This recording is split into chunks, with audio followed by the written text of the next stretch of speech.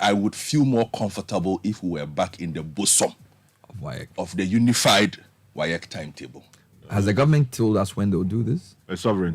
We are not yet aware of a timetable. I'm sure the plan is what you outlined during the newspaper review. They have to eventually get back into the bosom. Yes. But my difficulty has been, well, we are the only ones who are implementing a system that appended ours. But they don't talk about, they say it is COVID related. Yeah. But that's what this I'm one saying. is educational sovereignty. No, that's not even there. Gov't, I'm saying that the COVID disrupted the school calendar.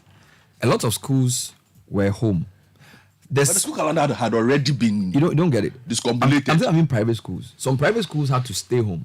So a lot of the schools have had to truncate their vacations to realign with the normal September to March. We went to January to December. December, yes. Good. And I'm saying that COVID plus free SHS double track messed up the calendar for Ghana. So whilst I'm not holding brief, the Ghana system There's a good explanation. will take time to correct. As I'm talking to you, somebody told me that their children are writing exam this week. Yes. And they'll go on vacation for 1 month. Are we the only My people- children have been on vacation since July 15. And they are going to school in middle of September. Meanwhile, somebody's writing exams. Yeah. So I have one of my footballers. He goes to school at a pub. This boy came home when? And every time I meet him, and I'm like, School where what is? He's in Form 1. He's in Form 1.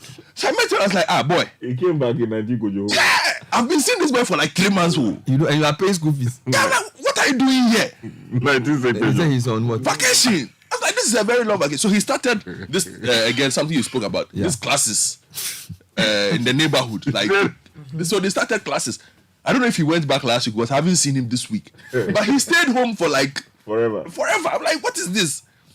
But I'm just saying I would be very happy if the Ghana Education Service, Ministry of Education, and Ghana WAEC work very hard To bring us back in line.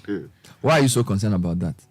No, it's just something that needs to be done. Quality assurance. Quality assurance. Okay. Quality assurance. I'll take that from you. Quality assurance. All right, This independent Ghana WAEC is some way for me. Sovereignty to the people. All right. For me, I feel that the once the infrastructure is expanded, once the timetables get realigned, it will just be inevitable. So But you see the COVID thing, I think we are overplaying. I think we are overplaying. Because I mean we're not the only country that decided to disrupt, one thing or the other in defense of the lives of the people. But it seems that it's become... We are the only ones who have not recovered. Yeah, that's right. It's become the go-to excuse, For what? Everything. If you ask this, they say, COVID did this. You do this, COVID did this. You do this, COVID did it. Why? But COVID did plenty things. So, okay, to be fair, I'm telling you what my reasoning is saying. And it's a very reasonable reasoning. But It's COVID plus double track. Double track because we are the only country doing free SHS. Yes.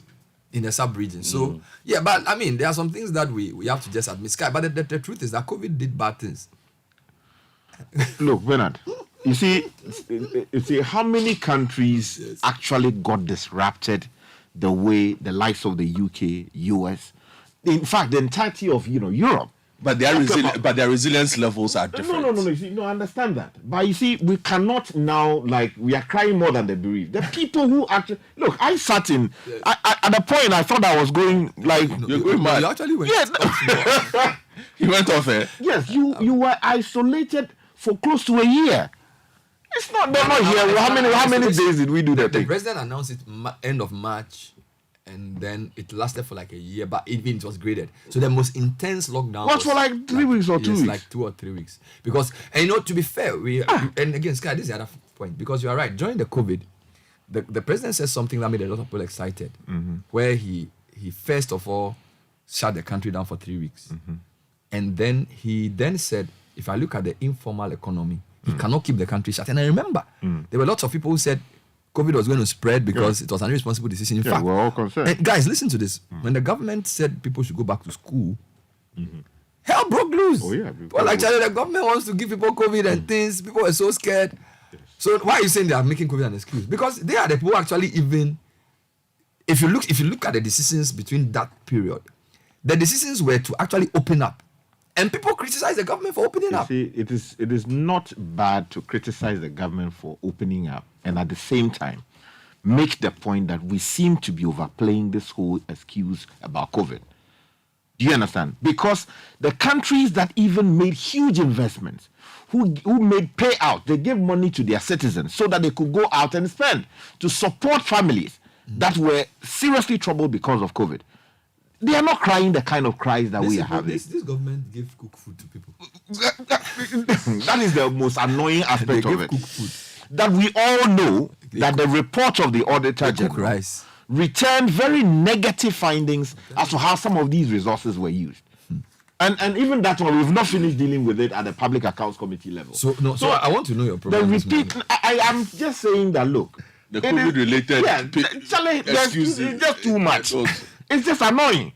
Because, look, we did not see, 0.00005% of what other countries saw. In terms of deaths and things. Yes, in terms of the disruptions to their life. Spain. Yeah. Charlie, every day I was sitting by my television watching what was happening in Spain. Italy. Lombardy. Yes. They said the Chinese had invaded there for something. Charlie, and there were so many people dying. Yes, the French. Hospitals were full. In the UK, look, every now and then people were falling, just neighbors were falling, and the vehicles were coming. But Russia also, UK. Now it's Niger.